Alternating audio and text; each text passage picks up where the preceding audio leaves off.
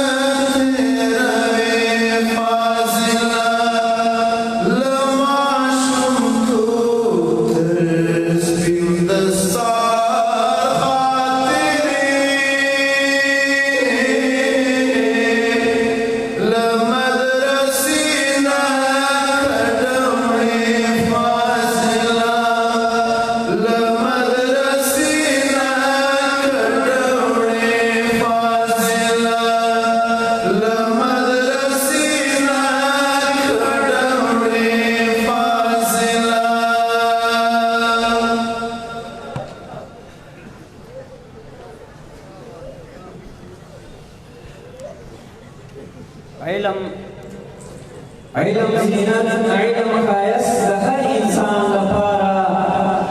علم زینت علم ښایست د هر انسان لپاره علم زیور او غټ مشال د هر کاروان لپاره په ټول جهان تورې تیارې خپرې وي په ټول جهان تورې تیارې خپرې وي یو روڼ سحر شو او سپین مر شو د جهان لپاره یو روڼ سحر شو او سپین مر شو د جهان لپاره علم صفت د ذوالجلال دی او میراث د نبي علم صفت د ذوالجلال دی او میراث د نبي علم سپوږمۍ او ځلان ستوری د اسمان لپاره علم سپوږمۍ او ځلان ستوری د اسمان لپاره دا و ډېر ګران محترم مولوي عبدالحکیم سجاد جرس صاحب او ورسره ملګری مولوي محمد اسماعیل سنګري صاحب د دوی د ناطق کلام څخه یو جهان مننه او اوس د پروګرام په دې برخه کې بلنه ورکوو ډېر ګران محترم استادنا پیر طریقت صاحب الفصاحة والبلاغة الحاج خلیفہ صاحب زین العابدین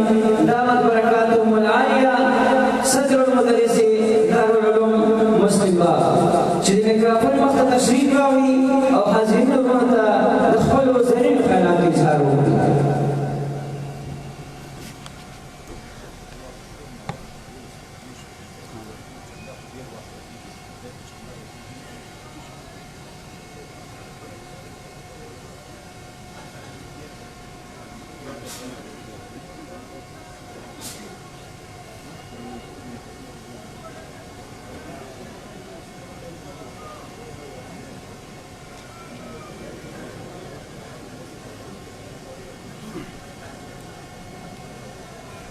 بسم الله الرحمن الرحيم نحمده ونصلي على رسوله الكريم اما بعد په جلسه کې شریکو ډیرو قدرمنو مسلمانانو ورونو الله تعالی د موږ تاسو ته د حضرت صاحب دامت برکاتهم العالیه په فرموداتو باندې د عمل توفیق راکړي او الله تعالی د موږ تاسو په دغه دعا کې مخلص وګرځي چې خدای پاک رښتیا توفیق وغواړو نور وخت ډیر نه وخت دی د جلسې بقیه پروګرام تر سره ورسېږي نو فاضلان ورونو هم وختي فارغ شي او حضرت صاحب دامت برکاتهم العالیه هم مزید جلسه ځنډول حرج دی په دغو کلماتو باندې زه اکتفا کوم واخر دعوانا ان الحمد لله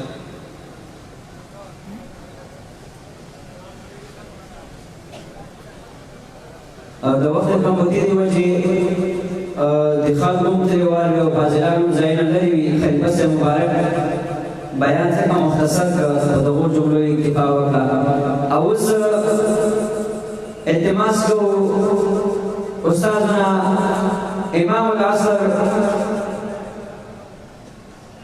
فضيلة الشيخ شيخ الحديث والتفسير شمس المشايخ الحاج خلیفه صاحب مبارک چې حاضرین ورونو ته د خپلو زرینو خیالاتو اظهار وکړي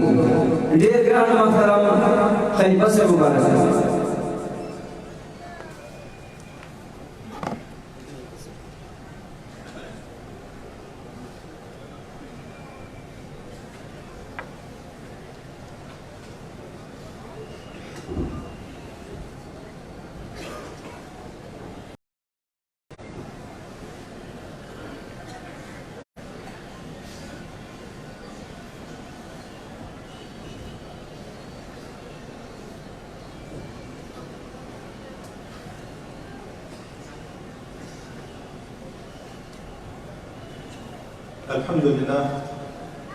الحمد لله وكفى والصلاة والسلام على سيد الأنبياء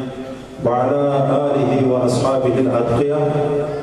أما بعد فأعوذ بالله من الشيطان الرجيم بسم الله الرحمن الرحيم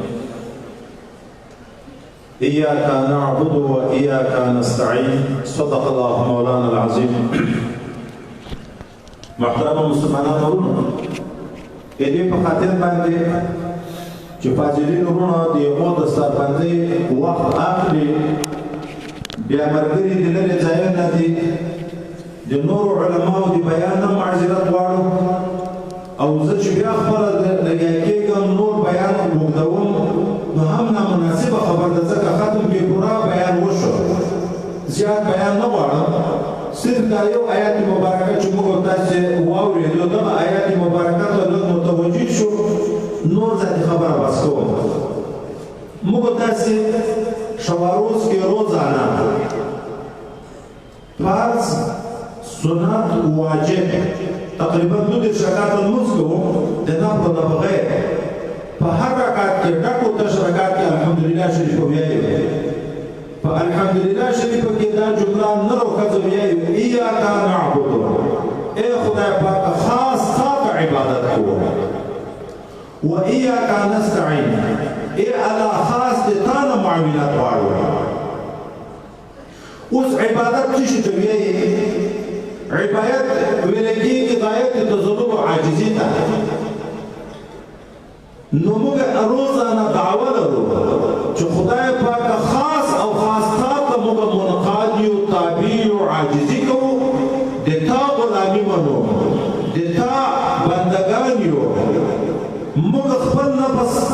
نفسي خواهشات کړي موږ د بل چا اطاعت د تا د امر نه بغیر نه کوو کدی امیر اطاعت کوو کدی نبی اطاعت کوو کدی ولی اطاعت کوو کدی استاد اطاعت کوو کدی مور پلار اطاعت کوو د تا په حکم کوو نو موږ ټول عاجزي تا ته کوو د تا غلامان یو غلام د خپل مولا په حکم چلیږي چې مولا موږ ته څه وایي اطیعوا الله واطيعوا الرسول واولو الامر منكم فانا حکم کړی کله وایي موږ په دغه دعوه کې رښتونی په دغه اقرار کې نو موږ په خپل نفس شاته ورځو موږ په شریعت کې چوکاټ خلاف خبره د هر چا شاته ورځو لن تعبیر کدي ارڅوک وي چې د شریعت خلاف خبره وي هغه به شاته ورځو ځکه موږ په تخصیص دعوه کوو چې ای الله موږ د تا غلامان او د خپل مشکلاتو د حل سوال الله ته کوو چې خدای پاک موږ د تا نه معاونت غواړو دا یو څه خاص د تا نه الله تعالی موږ معاونت غواړو که موږ علم حاصلوم الله تا ته محتاج د تا نه معاونت غواړو که موږ د باطن تزکیه او تصفیه کوم الله د تا نه معاونت غواړو که موږ عبادت کوم الله تعالی د تا نه معاونت غواړو که موږ دنیایي کار کوم الله د تا نه معاونت غواړو د هر مشکل د حل ځای متعي ای خدای پاک صرف د تا نه موږ غوښتونکي د نصرت یو د معاونت یو چې ته رحم په موږ باندې وکړې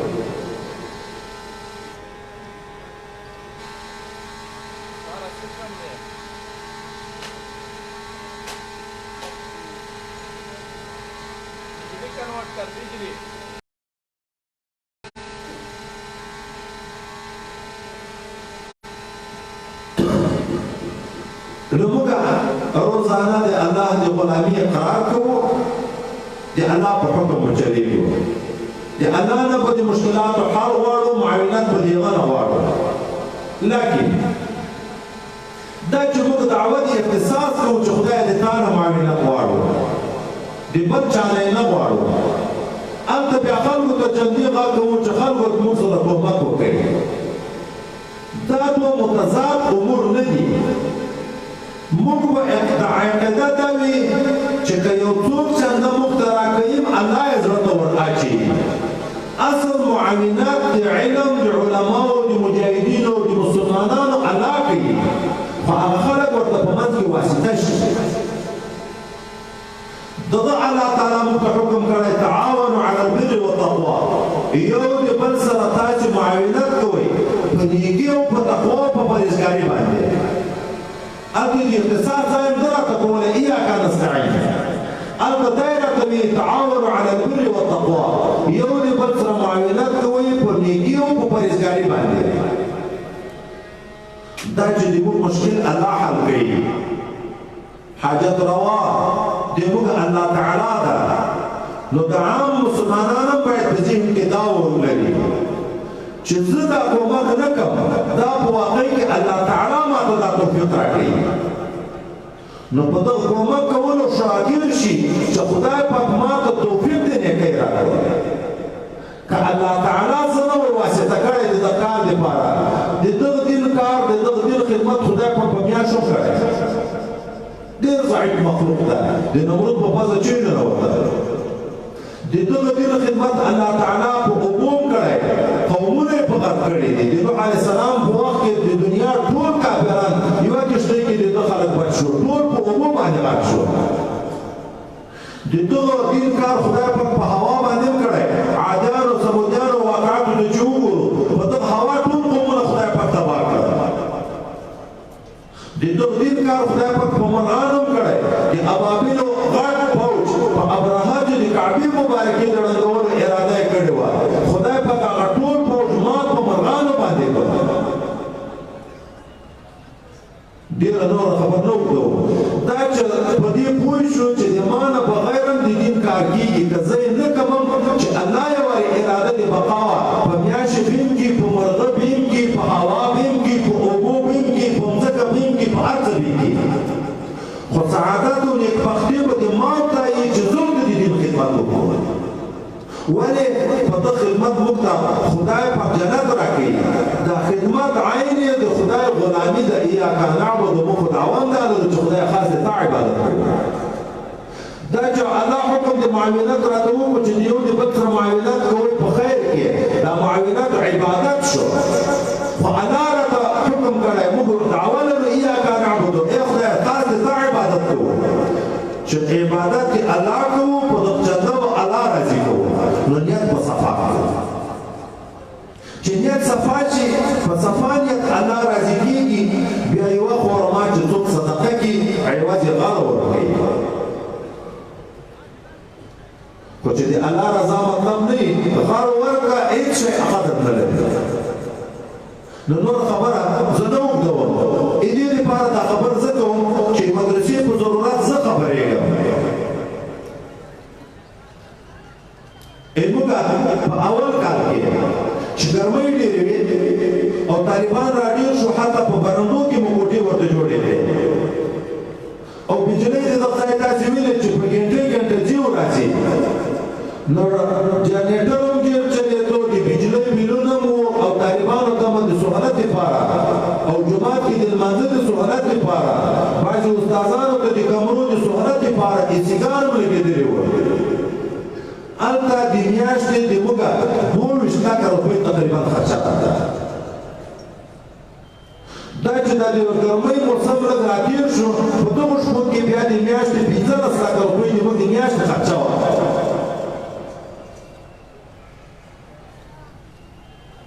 یو نیم کروڑ ته تقریبا د کال خرچه رسېږي او که موږ لکه نن هم په کوټې په برنډو کې جوړې کړې آینده که خدای پاک وس راکړو چې نورو کوټو تعمیر وکړو نو خو مزید خدمت نور هم زیاتېږي دا طالبان چې سخت څومره دي امید ده چې کار ته به تر دغه پسې ډېرېږي خو دغه کار ما بله ورځ جلسه کې وویلې پارپټ کې جلسه وه ما ویلې موږ سره چې الحمدلله څومره ملګري فارغان کېږي لکه استادان چې د دوی په نیکو خدماتو کې په ثواب کې ورشریکان دي موږ تاسې په نیکو اعمالو کې عالم نبي علیه السلام دی شریک ده صحابه مبارکین ائمه کرام شریک دي او دغه 3,500 کسان چې لاړ شي جوماتونه آباد شي مدرسې په آباد شي 3,500 قومونه په آباد شي په یوه کې چې څومره دیني خدمات روان دي د یوه ټولو سره په هغه ثواب کې لکه زه او دا نور استادان چې شریکان دي دغه شان هغه عوامو شریکان دي چې د کومو عوامو په معاونت باندې دا کال کې درسونه وویلی شو دا یو نیم کروڑ روپۍ نه محتمیم لري نه یې لازم لري نه یې مدرس لري نه د جوب خرچه څوک کوی شي نه تعلیم لري په خارجي تعلیماتو کې خلک په یوې وضوع باندې څومره لکونه روپۍ خرچې کوي خو په تعلیم او په ملا څوک خرچه هم نه کوي د دنیا ګټه نه ورته امید نه لري داسې طالبان دا دورې چې ماته معلوم دي یو نه ډېر داسې دي چې د کور نه را روان شوی صرف د مدرسې په روپۍ ځان را رسوي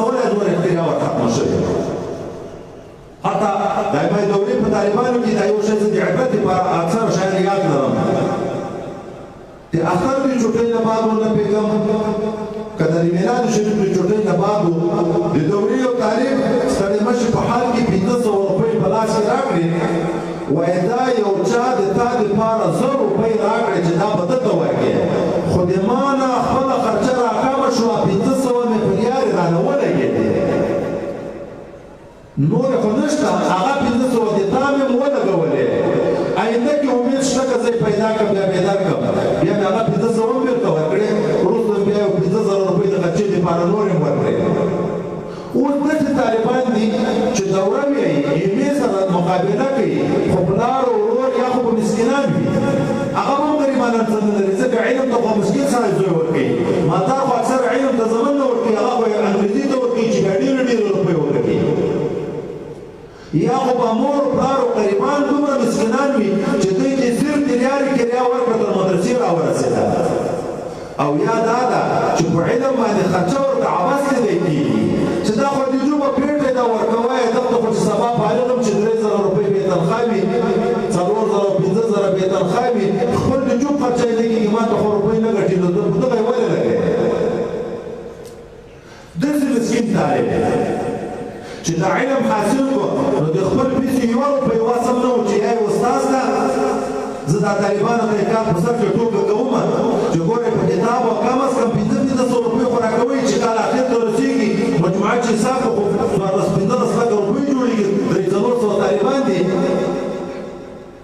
چې کال اخر شي ورته وایم ما روپۍ څه کړې دی ویلي موږ سره کرایه نشته کرایه هم ته راکړه اوس نو د داسې غریبو طالبانو سره چې کوم عوامو ته معاملت وکړه د دغه حدیثو په زده کړه په دغه علم په ثواب کې ولې خدای پاک هغه غیرتي ذات به بیا د خپلو خزانو نه عوض نه ورکوي چې چا خپله دنیا په داسې خلکو ولګوله چې یوه دنیا تر کړې د شاته یې غورځولې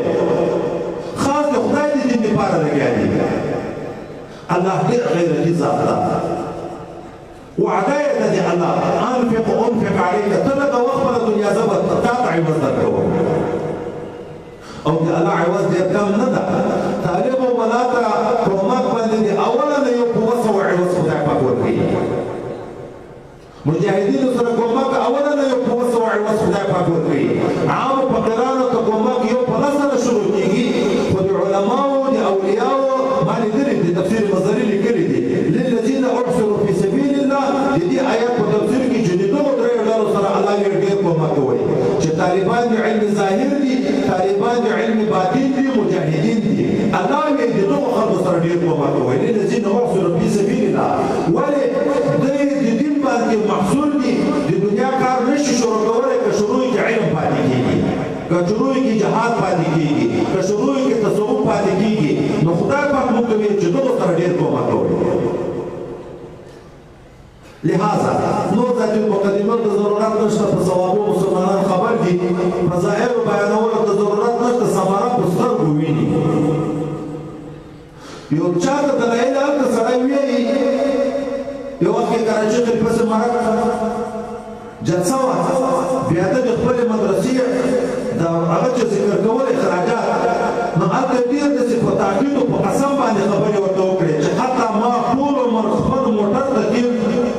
د مدرسې په روپۍ نه دي اچولي زه په خبر یم تر ډېرو کلو پورې تنخوا نه ده اخیستې داسې ډېر په تاکید چې کمرې ته راړو مولوي خلیفه صاحب دغه خبرو ته حاجت نشته خلک یې ثمره په سترګو ویني الله عالم ده خدای پاک په دې هر چا په نیت خبر ده الله دغه اجر الله ورکوي دغو خلکو چې موږ تاسو ته راکوي د خدای د رضا لپاره یې راکوي الله ته هغه منظور دي الله عوض ورکوي رجسټر زموږ نه نه غواړي تفصیل زموږ نه خو که غلطي استعمال کړو بیا نقطه په نقطه پېژندنې راسره روانې دي لہذا د مدرسې د چتې په نیت باندې کوم کسان چې ښه کومکونه کوی شي زر زر جګ شئ او خپل اعلانونه وکړئ کوم کسان چې ولاړ دي کتابچو والا یوه خبره یاد لرئ تېر کال چې ما ته ناظم صاحب او معتمیم صاحب شکایت وکړو څومره روپۍ پاتې شي تېر کال ډېرې چندې اعلانونه وشوه دغه د معتمیم صاحب ما ته خو معلومات نه کېږي ځکه مدرسې فنډ خو د دې سره وي وایي 14 لکه روپۍ د تېر کال د چندې هم پاتې دي چې خلکو نه دي راوړي نو دا خدای راخسته داسې نه چې په استهزاء بدین کې راشو اعلان وکړو ما یې ورکوه اعلان وکړو ما یې ورکوه لکه په دین باندې چې خدای راخسته په سخت وایي 14 لکه روپۍ خو کم شی نه دي او موږ ته یې درک نشته ځکه چې چا لیکلي دي پور درک یې نشته د ځای درک یې نشته لہذا کوم کسان چې لیکل کې دا د کتابچو والا د یوه سړي نوم قوم کوشش کوي چې هغه مکمل ادرس یې لیکي چې بیا که دی نه شوی راوړی دلته چې موږ د طرف نه څوک ورځي هلته هغه ځای خو معلوم وي په شکو په ګیلو کې به نه یو نو کوم کسان چې خپل نومونه لیکي هغه نقله چنده به وروسته کوو دا نومونه چې اول لیکي هغه نومونه معنا دا ده چې څوک اوس په جوب کې 15 روپۍ نه لري میاشت باندې 15 ورځې باندې 2 میاشتې باندې ورکوي نو هغه نومونه ولیکي او ګورئ دا خبره مو اورئ موږ یو څو شپې بیا ترجمه شروع کېږي هلته مو خرچه نو موږ اوس روپیو ته ضرورت لرو دا تېرې میاشتې محتمیم چې ویلې چې دغه اخري روپۍ پاتې دي نور د موږ فنډ ختم ده نو چې سبا ترجمه شروع کېږي بیا به بیا نه وي نو کوشش دا وي چې روپۍ زر وصول کېږي وخت نه پاتې دي مولا عباس خلیفه صاحب 1.5 لک روپۍ حاجی فیض محمد وزیر 50,000 نقد وصول کړي حاجی عبدالصمد کمرشل مارکیٹ 5,000 ضیاء الحق علوزی 1 لک روپۍ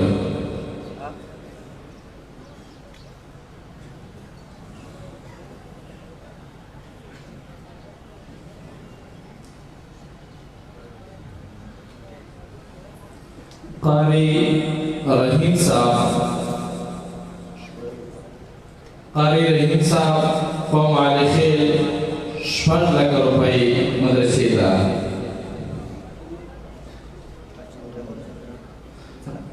حاجی دلاور زدران 15 لک روپۍ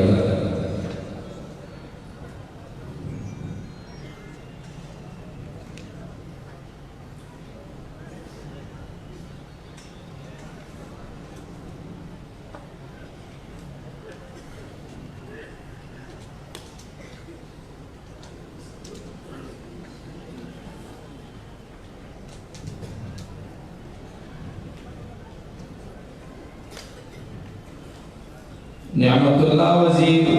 70,000 روپۍ قرضه په معرفت مولوی عزیز الرحمن صاحب مدرس مدرسه حاجی مصدق خروټه مندرا موړ 60,000 روپۍ نقدي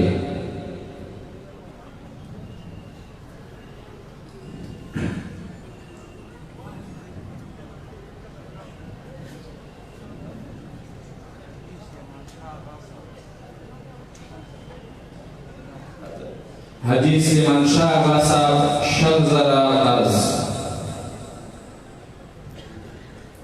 قاری مومین 50,000 قرض